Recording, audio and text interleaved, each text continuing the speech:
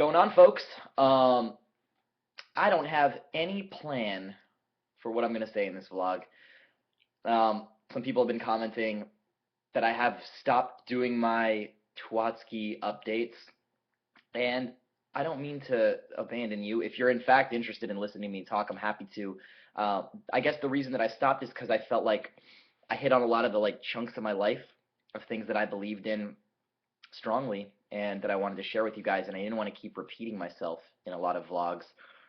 And also, I got kind of lazy, and I started focusing on creating new work, which I've just finished my new album, and so I'm not hustling as hard to get stuff written, and I thought I'd start posting more. If you guys want to keep hearing stuff like this, then yeah, let me know below, and I'd be happy to keep doing these if you want me to.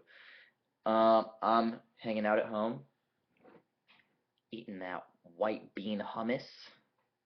If you don't know about this, you're tripping. It's mad delicious. Um, I just finished my new album, and I can't wait to share it with you. It's probably going to come out in late February or early March.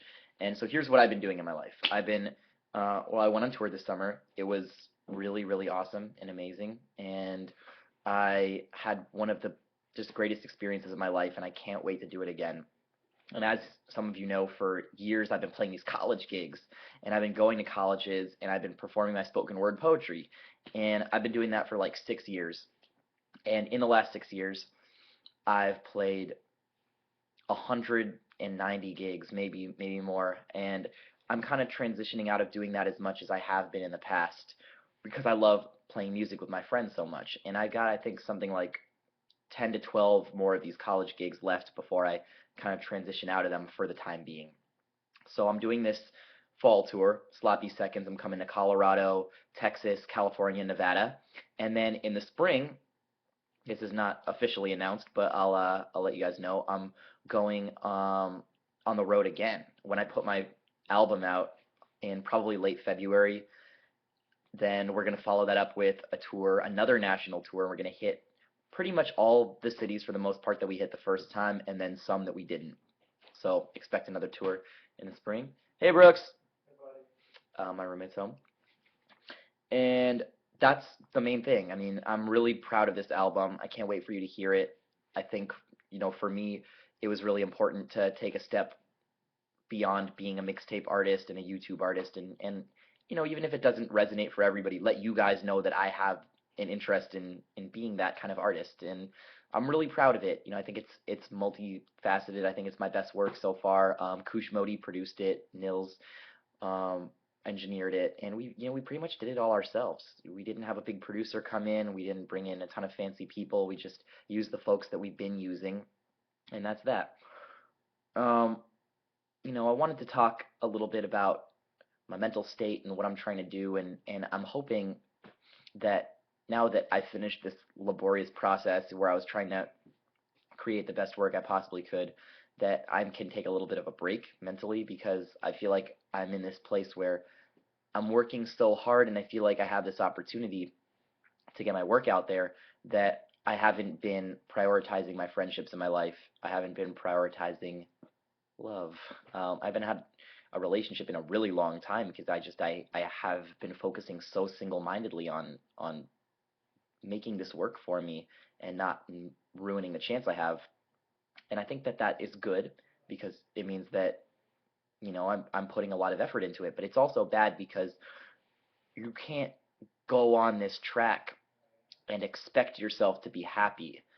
The things that give me real joy are my family or my friends, or when I'm able to give something else to someone in their life and that might surprise them, and not when I achieve goals and when people treat me awesome, because then what happens is the high comes down off that and you don't feel awesome anymore. And if you don't keep achieving that level of public visibility, then you start feeling like you're not worthwhile, because that is how you're gauging your success. And that's not the life I want for myself, ever. So I thought I'd talk a little bit about the song Wounded Healer and why it's called Wounded Healer and what it's about, because I never really discussed that. The song is written about my father, who's very much alive and who's very much awesome. And he loves the San Francisco Giants, as I do, which are now world champions again. And before I kind of launch into this story, I want to say it kind of ties into that, which is the Giants won their second world championship in 3 years, which I'm really stoked on because I've been rooting for them for so long. But when I was in high school, and before that, when I was playing Little League Baseball, I was never a fierce competitor. And I had this habit when my team might be doing really well, uh, when we were beating the other team potentially really badly, I would look across the diamond to the other team and I would see them being sad. And then I would start to feel sad for them because we were doing this to them. We were beating them. And I would feel bad that they didn't get to feel the feeling of victory that I was feeling. And when the Giants won their first World Series, I was so excited because I felt like we were this team that had never won a World Series. For 50 years we've been in San Francisco, and since we were the New York Giants, hadn't won. And so I felt like we deserved it.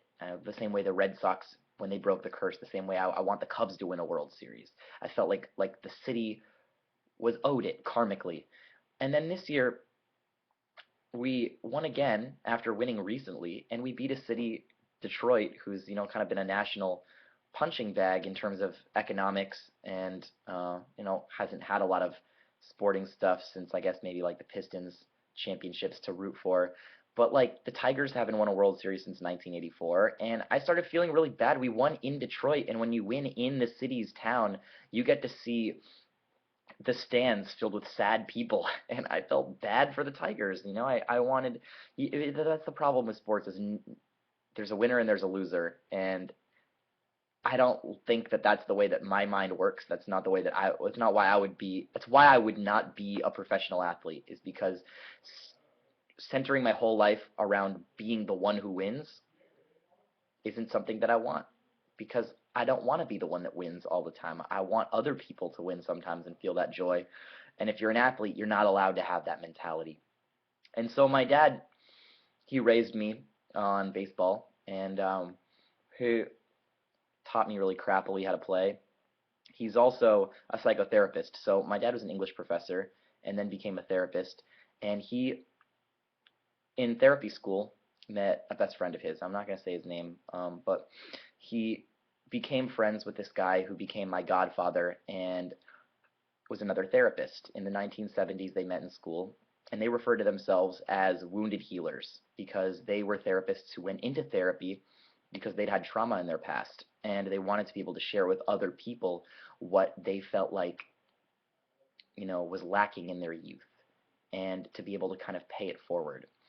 And last year, my father's best friend, this other therapist, committed suicide. And that's where the song Wounded Healer comes from. It's not about my father dying, it's about my father's friend who passed away, and this feeling of abandonment, particularly because when you commit suicide, you leave your family and your friends, but if you're a therapist, you leave behind your clients, and you leave them high and dry because you've been trying to give them the feeling that there's something else in life that can save you from this, that this is a trap door that's not worth taking for anyone. And so that's where the song comes from, and also implications of when I went to that funeral, looking at the way my parents reacted to it and the way my parents approach aging, the way that I approach aging, and the sadness that's all wrapped up in all of that. And a song like Wounded Healer I'm really proud of, even though it kind of puts my family on the hot seat. My dad listened to it before I put it out. But, when things like storms and national tragedies happen, I think that's when I zoom out and I see the way that I've been approaching my life. And it puts it all in perspective and makes me think, this is not what really matters in the long run. There is more than me. There's a lot more than me. And anyway, I'm rambling because I didn't have anywhere that I wanted to go when I turned this on, but I hope everyone's having a great night. I hope for those of you who are on the East Coast riding the storm out that, you're safe, you're well, you're dry, and I hope I see you soon in the spring, or, if you happen to be in Colorado, Texas, California, or Nevada, maybe I'll see you in a couple weeks in November. So yeah, have a great night. If you want me to update these more often, just say so. I'd be happy to, and I'll talk to you soon.